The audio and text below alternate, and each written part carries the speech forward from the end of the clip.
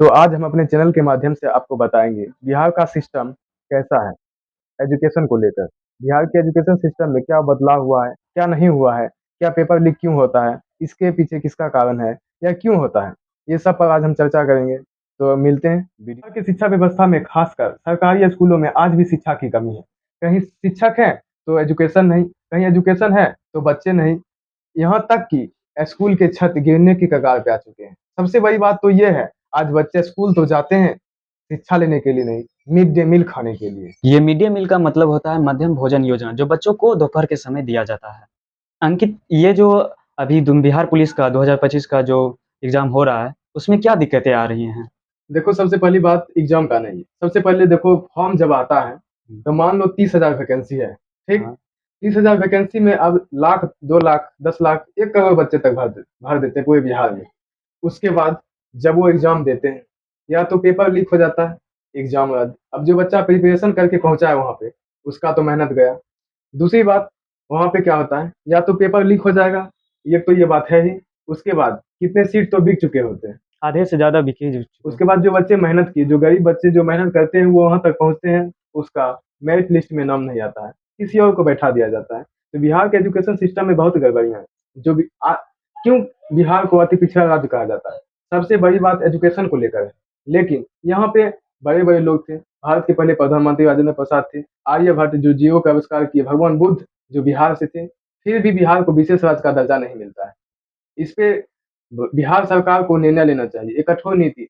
आज 2 दिन नेता किए, सब जो एक साथ बैठ के बिहार को सभा। विशेष राज्य का दर्जा देना है, उसके बाद नहीं हुआ, फिर भूल गए। ऐसे नहीं होगा, एक कठोर निर्णय लेना पड़ेगा, तब बिहार का एजुकेशन सिस्टम बदलेगा, बिहार को विशेष राज्य का दर्जा मिलेगा।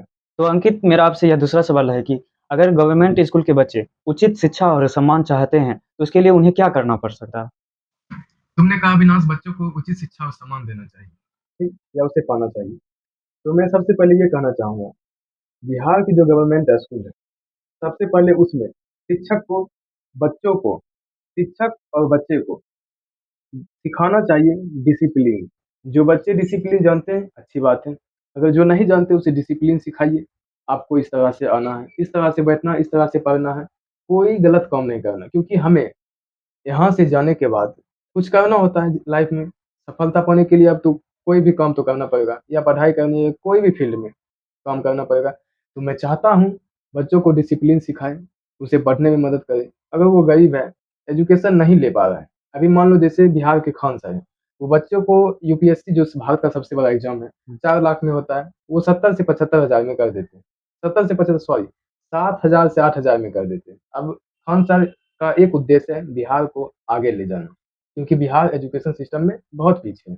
तो अंकित, जैसा कि आपने खान सर बारे में बोला, हाँ, तो वो अच्छी बात है कि वो एजुकेशन को आगे बढ़ा रहे हैं। हाँ, लेकिन जो कभी ज्ञान का केंद्र होती थी, आज वही कई परेशानियों से जूझ रही है। हाँ। बिहार का एक जिला था नालंदा, जिसमें विक्रमशिला विश्वविद्यालय था। उसमें कई ज्ञानों का भंडार था, जिसमें विदेश से हमारे बिहार शिक्षा के लिए आते थे। लेकिन वो आज एक खंडहर बन चुका है, लेकिन फिर बिहार सरकार ने उसे एजुकेशन में लाया है। तो मैं चाहता हूँ कि फिर से बिहार में विदेश से आए पढ़ने, ये खान सर का भी उद्देश्य था। लेकिन आज हमारे बिहार से ही दूसरे राज्य बच्चे पढ़ने के लिए जाते हैं, दूसरे देश पढ़ने के लिए जाते हैं। इसका मतलब हमारा शिक्षा व्यवस्था कमजोर हो रहा है, या कमजोर हो चुका है, तभी तो ऐसा हो रहा है। तो अंकित, ये मेरा आपसे चौथा सवाल है कि बिहार एजुकेशन सिस्टम में कुछ सुधार किया है, हाँ, तो इसमें भी कई परेशानियां हैं। ये परेशानियां क्यों हो रही है? ये परेशानी इसीलिए हो रही है क्योंकि बिहार में अभी डिजिटल शिक्षा व्यवस्था आई है, लेकिन सभी स्कूलों में नहीं है। कई कई स्कूल में है, कहीं नहीं है। तो मैं चाहता हूँ सारे स्कूल में ये डिजिटल एजुकेशन हो। दूसरी बात, जो बच्चों को पोशाक राशि मिलती है, वो सभी बच्चे के पास नहीं पहुँच पाती है। मैं चाहता हूँ सरकार इस पर भी चर्चा करे, ये ऐसा क्यों होता है? उसके बाद मेरा तीसरा बात हुआ, जो अभी स्कूल में चलता है, बच्चे आते हैं पढ़ने के लिए, ठीक है, लेकिन अगर कोई काम स्कूल में हो रहा है, तो बच्चों को इधर से उधर भगाया जाता है। ये सर के पास जाओ, वो काम करेंगे, वो सर बोलते हैं उसके पास जाओ, ये काम करेंगे। इसमें बच्चे परेशान होते हैं। अब जो बच्चे 8 क्लास से निकलते हैं, वो चले जाते हैं अब हाई स्कूल। हाई स्कूल में जाने के बाद स्टैंडर्ड चेंज हो जाता है। तो स्कूल का दूरियाँ भी बढ़ जाती है। इससे बच्चों को परेशानी होती है भाग-दौड़ करने में। अब तो सारे बच्चे पैसे वाले नहीं होते हैं। ऐसे तो गवर्नमेंट स्कूल में सारे बच्चे पैसे वाले होते ही नहीं। तो उसको यहाँ से वहाँ तक इसमें भी बहुत दिक्कत है। तो मैं चाहता हूँ ये सभी एजुकेशन सिस्टम में बदलाव करें। तो अंकित आपसे ये मेरा आखिरी सवाल है कि इस एजुकेशन सिस्टम को कैसे सॉल्व किया जाए? और इस पे आप क्या सुझाव देना चाहेंगे?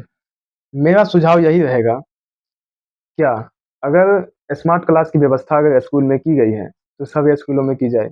लाइब्रेरी की व्यवस्था की जाए, बच्चों को खेलने का ग्राउंड दिया जाए, उसमें जितने भी होते हैं फुटबॉल, वॉलीबॉल, क्रिकेट ये सारी व्यवस्था उसमें की जाए। टॉयलेट की व्यवस्था की जाए और जो बच्चे यूनिफ़ॉर्म से अगर नहीं आते हैं, उसमें भी शिक्षक को ध्यान देना चाहिए आपके पास यूनिफ़ॉर्म क्यों नहीं है? अगर आपको पोशाक राशि नहीं मिला है, तो इसमें आप प्रिंसिपल से बात कीजिए, ये सब ऐड करना चाहिए। तो आपका जो काम नहीं हो रहा है स्कूल में, वो सब पर भी ध्यान देना चाहिए। और उसकी सबसे बड़ी बात तो ये है, हम अगर चाहें एजुकेशन सिस्टम बदलने को, हम जितने स्टूडेंट हैं, ये बदल सकते हैं। गवर्नमेंट को भी इसके पे कोई काम नहीं करना होगा। तो ये मेरा आज का यही हुआ, तो आप मिलेंगे अगले वीडियो में।